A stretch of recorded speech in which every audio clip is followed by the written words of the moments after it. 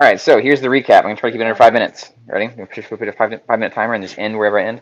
No, you have to give them the whole recap. It's gonna be abbreviated. All right, so made it in the courtroom with Aaron from Breathe Dree Academy. We had some hiccups at security. Them like trying to take all my stuff that the judge said I was allowed to have.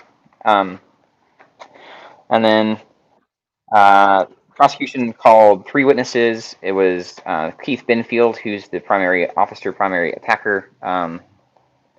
From the stop on the 21st. He's the guy that was, threatening to smash the window out some 20 to 25 times. Uh, so that guy was called. Then prosecution played a video. He claimed it was our video, like from inside the van. We couldn't verify that. We don't know where he got it, what his source was. We couldn't verify whether or not he edited it. It sounded like he did because it stopped halfway through. So I don't know if it was edited or if he just stopped. He didn't play the entire video. There's objection to that. It was overruled, of course. Basically, anything that the defense objected to or made a motion to, the judge sided with prosecution, right? So there's cross-examination on that. The defense played a portion of the dash cam video showing the initial, stop, and then the body cam from Binfield's perspective, and then questioned Binfield. And then prosecution called Kyle Ray as the tipster, the guy that supposedly flagged down Binfield to let him know, hey, there's a suspicious van that's been sitting there 5 minutes. And what else? The third witness that was called was Clayton Doss, is another guy that works at the Madison Police Department. He said that he was on scene, and yeah, so that was it. There's a little bit of cross-examination. All 3 witnesses, that's the only witnesses that were called. It's the only 3 witnesses that gave testimony from the stand. The prosecution seemed to give testimony from his spot, and so did the judge. And all 3 witnesses confirmed that they saw no specific objective facts that a crime was being committed. All they saw was a van visible from the road, parked behind a church in the church parking lot. Those are the facts, right? Those are the facts that they testified to, the ones that are specific and important to the case. They didn't say anything other than that, as far as them seeing any elements of a crime, right? The videos again didn't show elements of a crime, and nobody stopped the videos and said, okay, this is where he did this, which was the crime, or this is where he did this. This is this element of the crime. None of those facts were pointed to, and none of those came out. So then at the end of state's evidence, defense made a motion to dismiss based on a lack of, the prosecution didn't do his job. He didn't prove that there was facts warranting a guilty verdict. None of the elements were there. There was no finding of fact pointing to a guilty verdict, right? And then he made a legal argument. He introduced Brown v. Texas, which is a great case. He introduced, and that one has to do with the officers have to have RAS for it to be a valid stop. And if you don't have a valid stop, then the stop after that is, invalid. So then you have consensual encounters. That one was Sinclair. It's a court case for North Carolina that talks about what's a consensual encounter, and if there's no RAS, then it's a consensual encounter. Prosecution agreed in his rebuttal to that, and his counter argument, that it was a consensual encounter between me and the officers, and that I could have walked away at any time, but instead I decided to communicate to my wife because I was concerned for her safety and didn't want her rights to be crushed or her to be attacked, and wanted to make sure that she moved in a safe manner and communicated her movements. And so that was his, he rebutted that me talking to my wife is me intervening and resisting.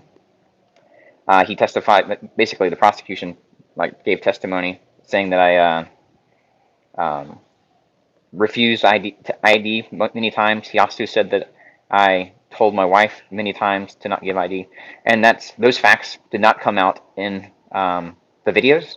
They didn't support that, and the testimony didn't support that. So again, this is the prosecution alleging things that didn't come out in evidence. And then the judge echoed that, denied the motion to dismiss. Then closing arguments were basically, for defense, it was about a repeat. For prosecution, he introduced Cortez, like U.S. v. Cortez, which is a really strong case for RAS, that you have to have RAS because that's what they found in that case.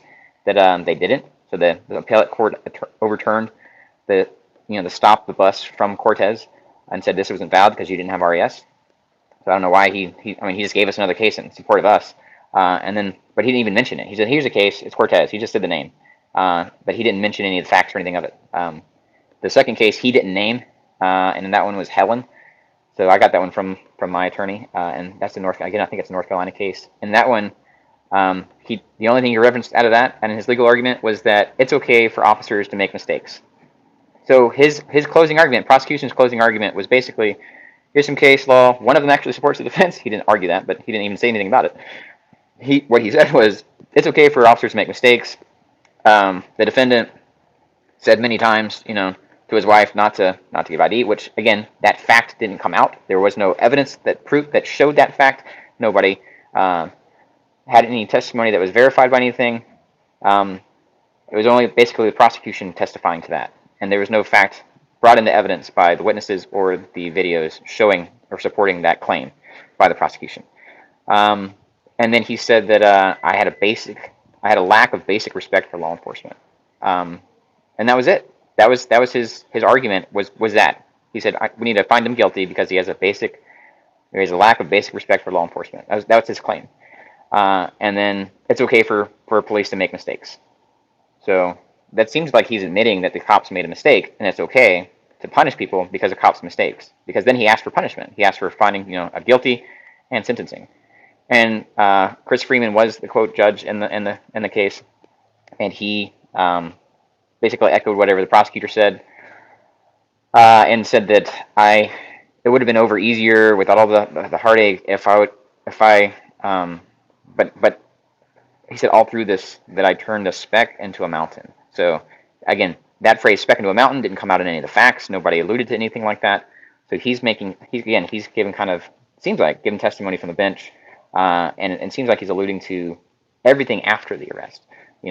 All the different things that he's got a letter of impeachment, a petition to impeach him sitting before the General Assembly right now, and all the other criminal activities of his colleagues there in the Rockingham County Courthouse, the DA's office, the sheriff's department, the police department here, the town staff, and their colleagues, their cohorts that are yet to be identified. Some of them have been identified.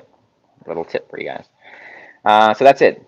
He rendered a verdict of guilty. Again, I would argue that he didn't find me guilty because there was no finding of fact. He did not refer to any facts that were found in the case that would lead to a guilty verdict.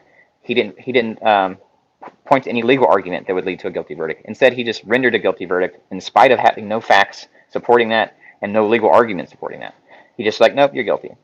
And then he sentenced me to 12 months supervised probation, 10 days of community service, and said that I had to write an apology letter to all the officers involved. So, bada bing, bada boom. That's it in a nutshell. There's other things that we could talk about, but that's it. I think I kept under 5 minutes. Yeah. Whew. I don't know if my internet freaked out, but. All right. So there you go.